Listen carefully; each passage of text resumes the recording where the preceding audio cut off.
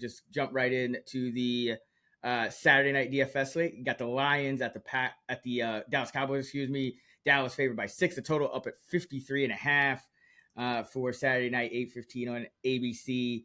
And luck ranking wise, that total at 53.5. The luck rankings are minus 6.6 as far as the total. So kind of suggesting, maybe that total is a little high. Any thoughts on that in this one?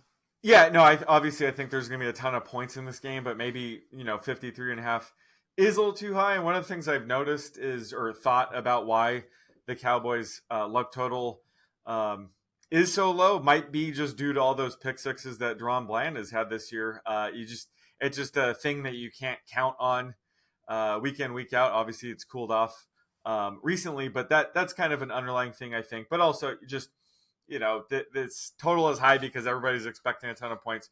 So maybe the market is just overrating how much points we might see here. So I think 53.5 might be a tad high.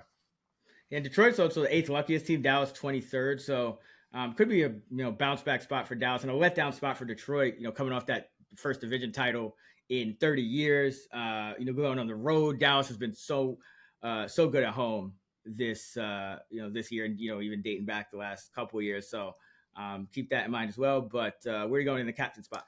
I'm going with Sam Laporta, and it's a good buy low spot for Laporta. He's coming off a down game, 3 catches for 18 yards, no touchdowns, and he's been by far the best rookie tight end this year. We've seen Dalton Kincaid start to fall off a bit. Michael Mayer hasn't really lived up to expectations, so I think Laporta is here to stay. And anytime he has a bad game, I think it's worth buying low. I think that obviously Amon-Ra St. Brown and CeeDee Lamb will be heavily rostered in the captain slot, and rightfully so. But I think Laporta's sneaky. He has multiple touchdown upside. We've seen it recently, 2 weeks ago. So I think that's his path to get here. Plus, the Cowboys have a great defense, great secondary, but they do rank 26th in DVOA against tight ends. So I think there's a path for Laporta to hit as a captain play. I think this might be the slate where he might be a little bit overlooked and under rostered, specifically in the captain slot.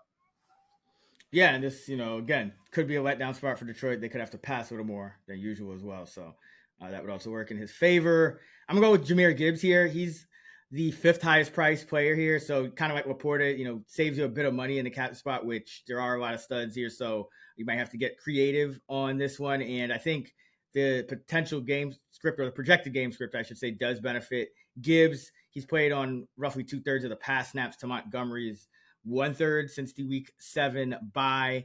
And, this Dallas team also is better against the pass than the run. So, better against the pass than the run. So, I think Detroit might have to lean on the run game in general. But if they go down, even if they do have to throw a lot, it's going to be Gibbs likely more than Montgomery. So I think it's a good spot for him. A couple of touchdowns last week, explosiveness. So like him here, and as at 9,200 on DraftKings, the 5th highest priced.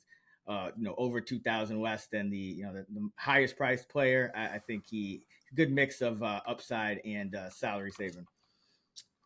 What about values? Who do you like?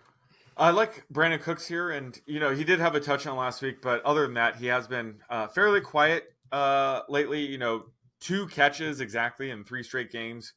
And this is a game where the Cowboys, they've been involved in so many blowouts where by the time they get to the 4th quarter, they're not only running the ball a lot, they're just removing starters from the game like Cooks. So this is a game where they might be pass heavy all 4 quarters if Detroit can keep up.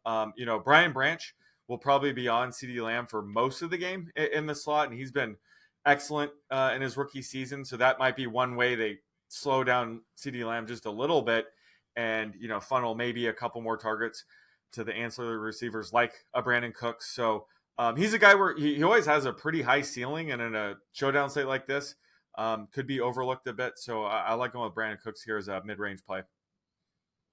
Yeah, I'd like to buy low spot here for Cooks. I'll go with Jake Ferguson.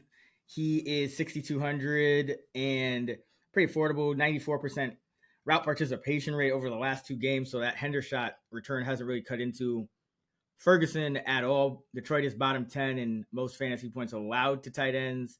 So the matchup is pretty good. And Ferguson, 8 targets each of the last 4 games, 4 more catches in each of the last 4 games. So I see in volume, good matchup, good price. Like him in that mid range. Who you like for dart throws? I like Cavante Turpin here. He's 2K, which is right around the Luke Schoonmaker, Donovan People Jones of the world. Which I don't think he's in that caliber. Granted, the most he's probably going to top out at like 2 touches, but he's very productive with his touches this season. He has 4 touchdowns on the air, 3 were through the air. 1 was a rushing touchdown. Plus, he's the return man for the Cowboys, so he has paths to scoring touchdowns where Dak doesn't, share some points with them. So I think that's pretty valuable for Turpin in a showdown slate.